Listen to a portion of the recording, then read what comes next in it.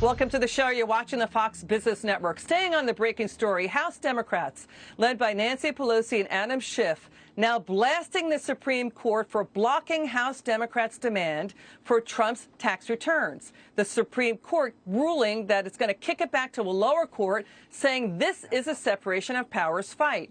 Let's bring back to the show Republican Tom McClintock of California. He's on House Judiciary. Great to have you back on, sir. What was your reaction to this ruling? Well, I think it was a very good ruling. In fact, I think both of them were big wins for the president. With respect to the congressional Democrats, it wasn't just tax returns they're trying to subpoena.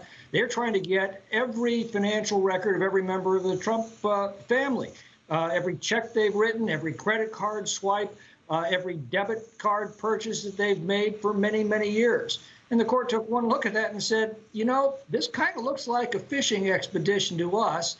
And there might be a legitimate oversight in there someplace, but you're going to have to go back and meet a 4-point test. You're going to have to show that it is essential for legitimate legislative purposes. You're going to have to extensively document and support that demand. You're going to have to write it as narrowly as possible.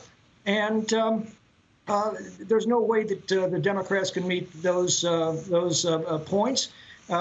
Just listen to that. Here's the thing. It said the real purpose was to find out everything they could have financially about President Trump. Right. And Democrats for the last 3.5 years have been ripping through everything the president ever did to destroy Trump. It was the FBI, being used by the Democrats in Hillary Clinton's campaign to go after Trump. Bob Mueller. It's also the media.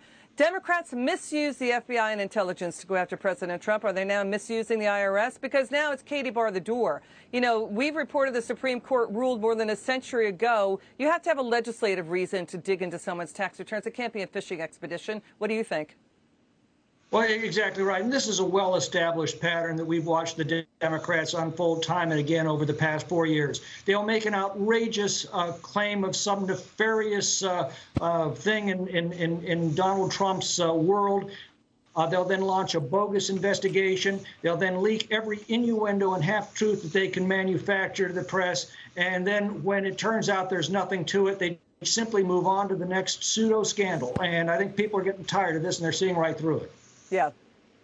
And here's the thing. If Democrats are about transparency, should Nancy Pelosi, Adam Schiff, Jerry Nadler, and Eric Swalwell release their tax returns to answer to the American citizens if anybody that they're related to profited off their seat in Congress that they've held for years? Should they release their own tax returns? Because Section 6103 of the IRS code says, yes, the president can ask for tax returns, too. What do you think? No, we should not allow these leftist radicals to become our teachers. The IRS should never be used for political purposes.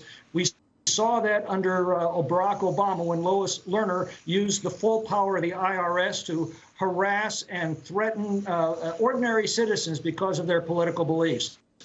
This is an invention of the left, and we should never allow that to happen again. Understood. Now, here's the thing. The media reporting on this has been off the hook poor. This is a privacy issue. Do we really want a world where Congress can get anyone's tax returns? Because here's the thing. Presidents did not historically release their tax returns before Richard Nixon. Nixon only did it as a matter of custom. Nixon only did it, let me back up. He released his tax returns when he was under IRS audit. That led to Nixon's famous, "I am not a crook," quote. And then it became a matter of tradition. It became a matter of custom for presidents to release their tax returns. But Congressman Jerry Ford didn't release his returns. He instead made public a decade's worth of summaries about his taxes. What do you think? Well, I would never advise President Trump to release his tax returns. When we watch what the left does, they'll take any little detail and try and twist it to make it look like something nefarious. Now understand, President Trump has an extensive business empire. He doesn't do the taxes on the kitchen table. He has an army of accountants and lawyers to file those returns. I think we can be reasonably confident that there is nothing illegal or nefarious about them. My guess is they are all perfectly accurate. But opening up such a document would then open him up to exactly the kind of abuses that we have watched the president and the Democrats demonstrate time and time again. Take a little detail, a half-truth, take it out of context, then twist it around and turn it into a scandal. That's what the Democrats are trying to do with this. It has nothing to do with the propriety of the president's tax returns. Again, someone with that much tax liability and exposure is going to be very, very careful to cross every T and dot every I. All right. Well, let's move on to this. Should American voters get to see which congressman used taxpayer money to settle claims of sexual harassment, discrimination, and retaliation brought against them by federal workers? I mean, the Federal Office of Compliance said between 1997 and 2017, it booked and recorded more than 260 settlements totaling more than $17 million that taxpayers paid for this, including for members of Congress. How come we're not seeing that information? Well, that's a very good question on that score. This is public business, and therefore it is the public's business. All right, Congressman, thank you for that pithy final answer. We're coming into a hard break. It's great to see you, Congressman McClintock. Come back soon. We love having you on the show. Same here, Liz. Thanks again.